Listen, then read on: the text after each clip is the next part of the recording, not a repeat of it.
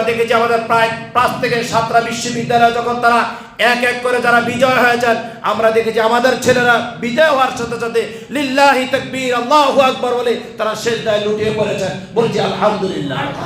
আমরা গতকালকেও দেখেছি যোগসূত্রে যারা ইসলামকে প্রমোট করতে চায়, ইসলামকে আলোকবর্তিকা হিসাবে নিজের জীবনে জৈবনে রাষ্ট্রীয়ভাবে প্রচলিত করতে চায়, আল্লাহ তাআলা বাংলাদেশেও আমাদের যুবকদের হাতে, এ তরুণদের হাতে আল্লাহ তাআলা ক্ষমতা দিচ্ছেন, বলছি আলহামদুলিল্লাহ। আমাদের শুধু প্রয়োজন কি? ঈমানি শক্তি। উঁচু আওয়াজে সবাই মিলে কথা বলুন। আবাল বিদ্যা যারা আছেন সবাই একসাথে সবাই কথা বলুন। আমাদের একমাত্র শক্তির আধার কি? ঈমান। এই ঈমানি শক্তি নিয়ে আপনি দাঁড়িয়ে যান, আল্লাহ সুবহানাহু ওয়া তাআলা গোটা পৃথিবী আপনার পদদলিত করবেন, বলছি আলহামদুলিল্লাহ। উচ্চ আওয়াজে বলছি আলহামদুলিল্লাহ। যে কথা বলতে গিয়ে বিষয়গুলো আমি সামনে এনেছিলাম, আল্লাহ সুবহানাহু ওয়া তাআলা বলেন, আল্লাযীনা ইউমিনুনা বিমা উনজিলা ইলাইক ওয়া মা উনজিলা মিন ক্বাবলিক। আমি আমার হাবিবের উপরে যে কিতাব নাজিল করেছি সে কিতাবের প্রতি তোমরা বিশ্বাস স্থাপন করো, এবং আমার হাবিবের পূর্বে যেই সমস্ত নবী কিংবা রাসূল আমি পৃথিবীতে পাঠিয়েছি তাদের প্রতি তোমরা বিশ্বাস স্থাপন করো। যদি তাদের প্রতি যদি বিশ্বাস স্থাপন করতে পারো, আমি ঘোষণা দিলাম তোমরা মুমিন হিসাবে আমার কাছ থেকে সার্টিফিকেট পাইবা। চিৎকার দিয়ে বলছি সুবহানাল্লাহ। উঁচু আওয়াজে বলি সুবহানাল্লাহ। তারপর আল্লাহ তাআলা বলেন, وبالآخرة هم يوقنون। الله أكبر। وبالآخرة هم يوقنون। পরকাল কে যদি আপনি সফলতার চূড়াতে যদি পৌঁছাতে চান, আল্লাহর জান্নাতে যদি যেতে চান, আল্লাহর জাহান্নাম থেকে যদি মুক্তি যদি পেতে চান, সর্বশেষ আল্লাহ তাআলা সকল মানুষের পরিচয় তুলে দিয়ে বলেন, وبالآخرة هم يوقنون। পরকালের প্রতি তোমরা বিশ্বাস স্থাপন করো। পরকাল আছে সে ঘোষণা দাও।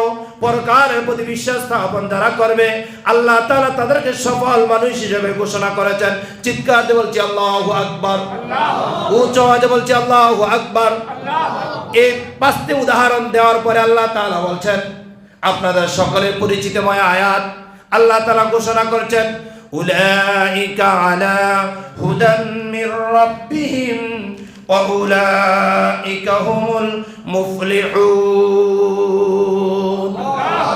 আল্লাহ তাআলা বলেন, এই 5টি গুণের কথা বলার পরে আল্লাহ তাআলা আপনাকে জানিয়ে দিচ্ছেন, উলাইকা আলা হুদাম মির রাব্বিহিম, তারাই তো মূলত সফল। উলাইকা আলা হুদাম মির রাব্বিহিম, আমি আল্লাহ সুবহানাহু ওয়া তাআলা তাদেরকে হেদায়েতের প্রাপ্তদের মধ্যে রেখেছি, বলছি আল্লাহু আকবার। কিসের উপরে? কিসের উপরে? হেদায়েত। হেদায়েতের প্রাপ্তদের উপরে আল্লাহ তাআলা রেখেছেন। আল্লাহ তাআলা তাদেরকে প্রচন্ড ভালোবাসেন। আল্লাহ তাআলা তারপরে বলেন, ওয়াউলাইকা হুমুল মুফলিহুন। আমি তাদেরকে শুধুমাত্র কেবলমাত্র হেদায়েতই দান করি নাই, আমি শুধুমাত্র তাদেরকে জান্নাতের পথ শুধুমাত্র আমি দেখাই নাই, জাহান্নাম থেকে শুধুমাত্র তাদেরকে আমি ডিলিট করে দেই নাই। ওয়াউলাইকা হুমুল মুফলিহুন। আর আমি আল্লাহ সুবহানাহু ওয়া তাআলা তাদেরকে সফলতা দান করেছি। চিৎকার দিয়ে বলছি আল্লাহু আকবার। উচ্চ আওয়াজে বলছি আল্লাহু আকবার। তাহলে আমি আলোচনার একেবারে শুরুতে বলেছিলাম সফলতার মূল হাতিয়ারের নাম কি? আহা, একসাথে বজ্র কণ্ঠে সবাই উঁচু আওয়াজ একসাথে কণ্ঠ তুলে বলি, সফলতার মূল হাতিয়ারের নাম কি? আরো জোরে, সফলতার মূল হাতিয়ারের নাম কি? ঈমান। ঈমান আনয়ন করেছে যারা, সফলতা লাভ করেছে তারা।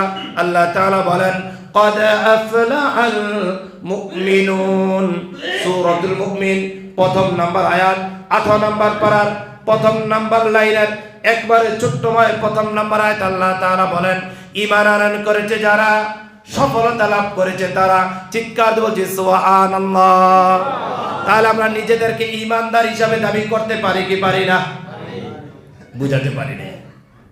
নিজেকে আমরা ঈমানদার হিসেবে দাবি করতে পারি কি পারি না?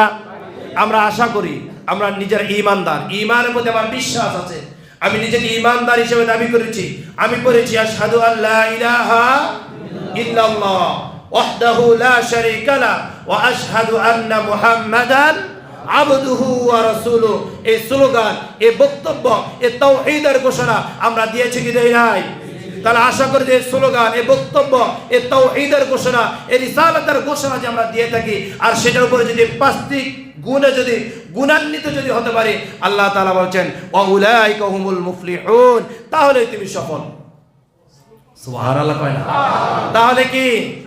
তাহলে আমরা ইনশাআল্লাহ সালাত পড়ব তো, গায়বের প্রতি বিশ্বাস স্থাপন করব তো, আল্লাহ তাআলা যে রিজিক দিয়েছে সেগুলো আমরা দান সাদকা করব তো, তারপর আল্লাহর হাবিবের উপর যে কোরআন নাজিল হয়েছে এবং অন্যান্য নবীদের উপর যে সহিফাগুলো নাজিল হয়েছে সেগুলোর প্রতি বিশ্বাস স্থাপন করব তো, তারপর ওয়াবিল আখিরাতি হুম ইউকিনুন, পরকাল যে আছে পরকালের প্রতি আমরা বিশ্বাস স্থাপন করব তো।